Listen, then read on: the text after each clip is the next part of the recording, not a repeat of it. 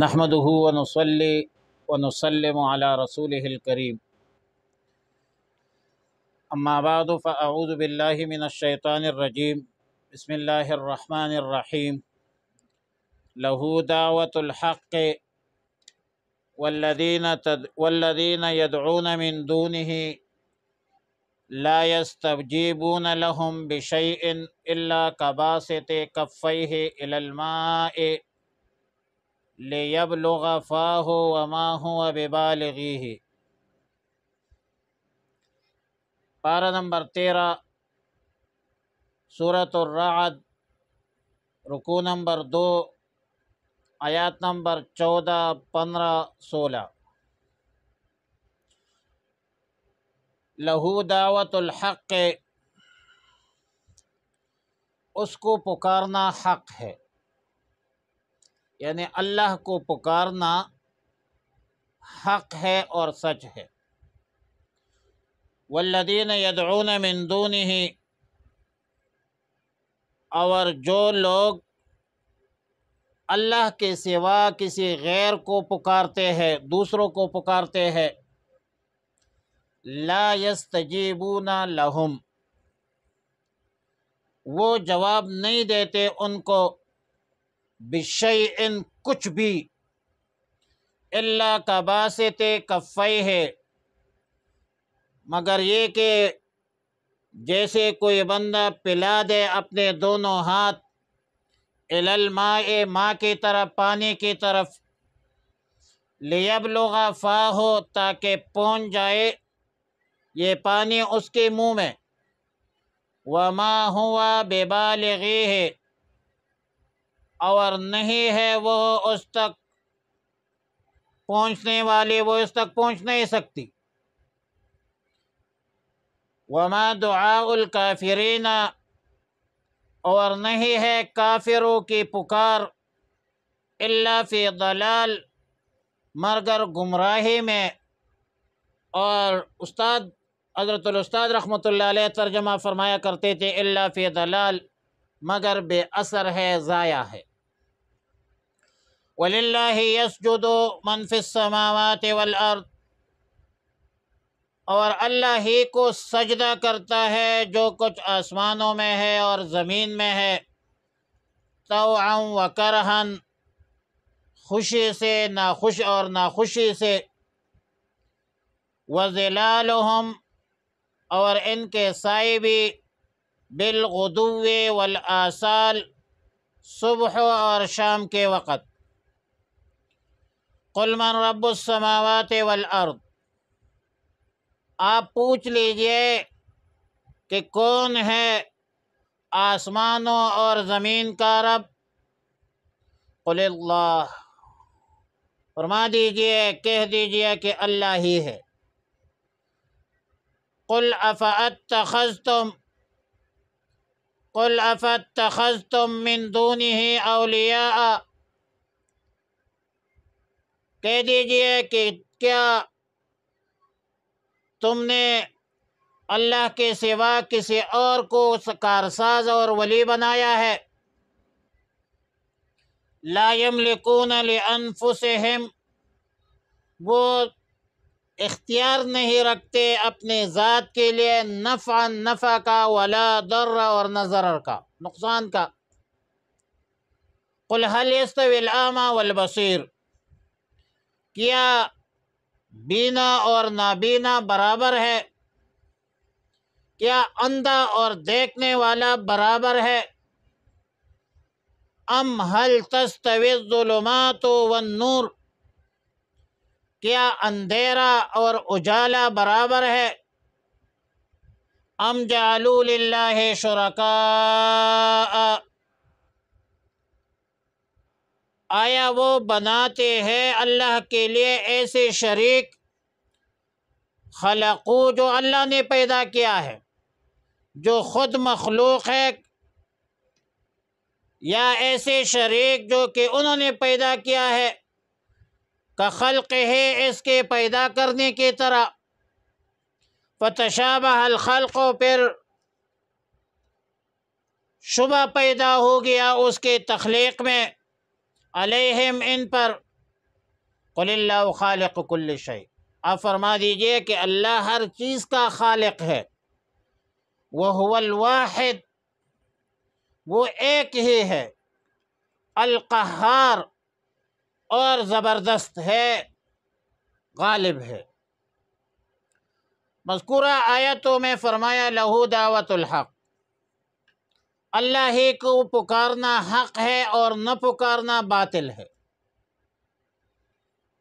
اور اللہ ہی سے مانگنا، اللہ ہی کو پکارنا سچی پکار ہے، سچی دعا ہے، سچی مانگنا ہے، کیونکہ اللہ تعالی سمیع الدعا ہے، قادر المطلق ذات ہے، اللہ تعالی قاضی الحاجات ہے، اللہ تعالی دافع البلیات ہے۔ جو لوگ اللہ کے بغیر غیر کو پکارتے ہیں، وہ غیر بھی خود عاجز ہے، محتاج ہے، مخلوق ہے، نہ تو اللہ کے بغیر کوئی چیز کسی مخلوق کی مدد کر سکتی ہے اور نہ کسی محتاج کی احتیاج دور کر سکتی ہے۔ جو لوگ اللہ کے بغیر غیر کو پکارتے ہیں، ایسے لوگوں کی مثال ایسی ہے جیسے کوئی شخص پانی کی طرف ہتھیلیاں پلاتے ہیں اور پانی کو ہلاتے ہیں، پانی کو ہلا رہا ہو کہ وہ اس کے منہ کو پہنچ جائے، وَحَالانکہ وَمَا هُوَ بِبَالِغِهِ، وہ پانی اس کے منہ میں پہنچنے سے عاجز ہے، وہ کیسے پہنچے گی؟ آپ ہاتھ ہلا رہے ہیں، منہ تو نہیں ہے، یا منہ کے ہاتھوں کے ذریعے آپ منہ تک پہنچا تو نہیں رہے ہیں، صرف ہاتھ ہلا رہی ہے۔ اس طرح مشرکین جو معبودان باطلہ ہے، وہ عاجز محض ہے، وہ شجر ہے، وہ پتھر ہے، وہ مخلوق ہے، وہ مملوک ہے، وہ محتاج ہے، وہ عاجز ہے۔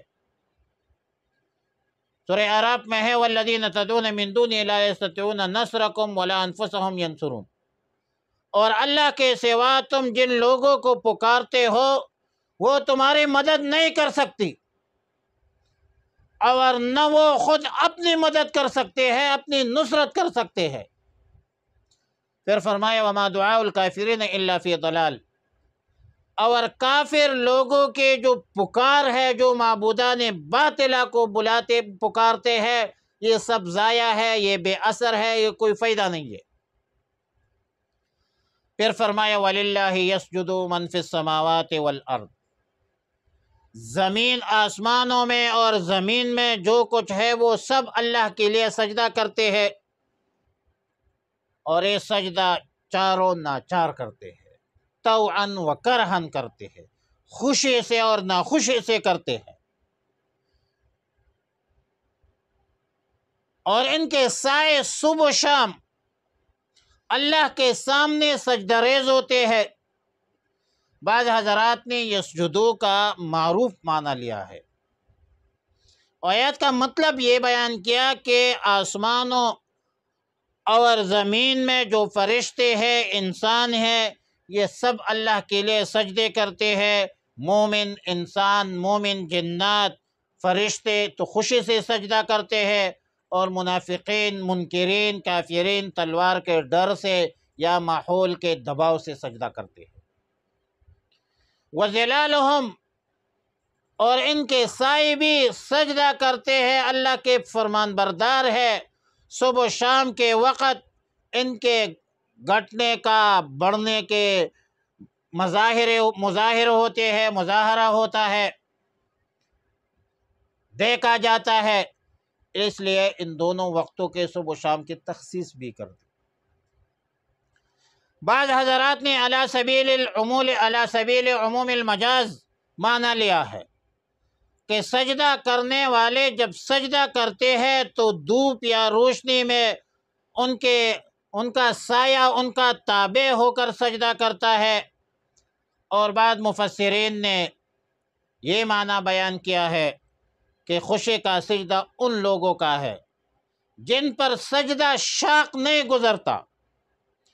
زبردستی کا سجدہ ان لوگوں کے لیے ہے جن کی طبیعت پر شاق پڑتی ہے، مشکل پڑ جاتی ہے ان کے لیے سجدہ۔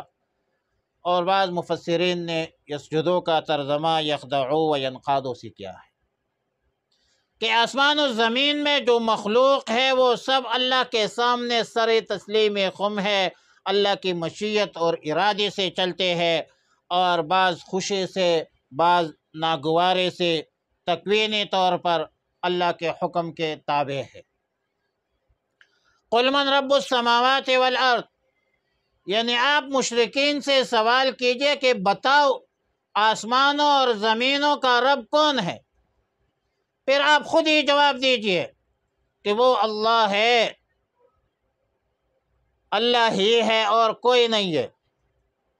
اور اگر جہل و عناد کی وجہ سے جواب نہیں دے سکے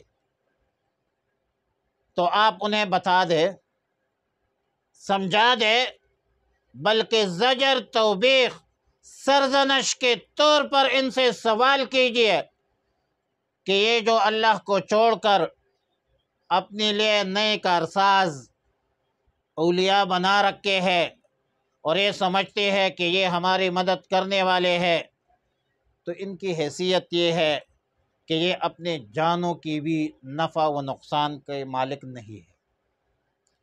یہ اپنے آپ کو نہ نفع دے سکتے ہیں نہ ضرر دے سکتے ہیں، اور دوسرے کے ضرر اور نفع سے بھی اپنے آپ کو نہیں بچا سکتے۔ وہ تم نے جو کارساز بنائے ہیں، اولیاء بنائے ہیں، یہ عاجز محض ہے، پھر بھی تم ان کو اللہ کا شریک قرار دیتے ہو، تو ہے تمہاری سفاہت پر، تمہاری ضلالت پر، تمہاری گمراہی پر۔ اور پھر مزید سوال کیا کہ قل هل يستوي الاعمى والبصیر، آپ ان سے سوال کیجئے کہ کیا نابینا اور بینا برابر ہے؟ کیا بینا اور نابینا برابر ہو سکتے ہیں؟ اور ظاہر ہے کہ نابینا سے مراد مشرک ہے اور بینا سے مراد موحد ہے۔ موحد وہ ہے جو صرف اور صرف اللہ وحدہ لا شریک لہ عبادت کرتے ہیں، ان کی عبادت کرتے ہیں، اسی کو پکارتے ہیں، اعمال صالحہ اختیار کرتے ہیں۔ کیا وہ مومن بینا اور وہ کافر نابینا برابر ہو سکتے ہیں؟ وہ کافر جو اللہ کے بغیر غیر کی عبادت کرتے ہیں۔ پھر فرمایا ہم تستوی الظلمات والنور، کیا اندھیرے اور اجالے برابر ہے؟ ظلمات اندھیروں کو، تاریکیوں کو کہتے ہیں، جو کفر کے تمام تر انواع اور اقسام کو متناول ہے اور شامل ہے، اور اس لیے جمع لایا۔ کیا اسلام سلامتی کا دین نہیں ہے؟ کیا دین اسلام کفر کے برابر ہو سکتا ہے؟ کفر ایک انسان کو دوزخ کی طرف لے جاتا ہے، ایمان ایک انسان کو جنت کی طرف لے جاتا ہے۔ اور پھر فرمایا ام جعلوا للہ شرکاء خلقوا کخلقہ، کیا ایسی بات ہے ان لوگوں نے جنہیں اللہ کا شریک قرار دیا ہے، انہوں نے کچھ مخلوق پیدا کی ہے، پھر انہیں مخلوق میں اشتباہ ہو گیا ہے؟ کیا یہ مخلوق اللہ کی نہیں ہے اور یہ مخلوق شرکا کی ہے؟ اس اشتباہ اور التباس کی وجہ سے کیا وہ غیر اللہ کی عبادت کرتے ہیں؟ کیا ہو گیا تمہیں؟ یہ سب سوالات بطور استفہام انکاری ہے، اور مطلب یہ ہے کہ صرف اللہ تعالی ہی خالق ہے، مالک ہے، رازق ہے۔ اللہ تعالی نے تمام مخلوقات پیدا کی ہے، عبادت کا مستحق اللہ کی ذات ہے جو وحدہ لا شریک لہ ہے۔ اللہ کی ذات اور صفات میں کوئی شریک نہیں ہے، اللہ کے علاوہ کسی نے کچھ بھی پیدا نہیں کیا ہے۔ پورے کائنات عالم اللہ تعالی نے پیدا کیا ہے، اور کائنات کا ذرہ ذرہ اللہ تعالی نے پیدا کیا ہے۔ اللہ ہمارا خالق ہے۔ اور اگر تمام تر مخلوقات اکٹھے ہو جائے، سب مل کر مکمل بھی وہ کیا کہتے ہیں سب اکٹھے ہو جائے، تب بھی کسی چیز کو پیدا نہیں کر سکتے، وہ تخلیق نہیں کر سکتے، وہ ایک مکی کو بھی پیدا نہیں۔ والذین تدعون من دون اللہ لا يخلقوا ذبابا ولو اجتمعوا له، لہذا اللہ کے سوا کوئی بھی عبادت کا مستحق نہیں ہے، لائق نہیں ہے، فائق نہیں ہے۔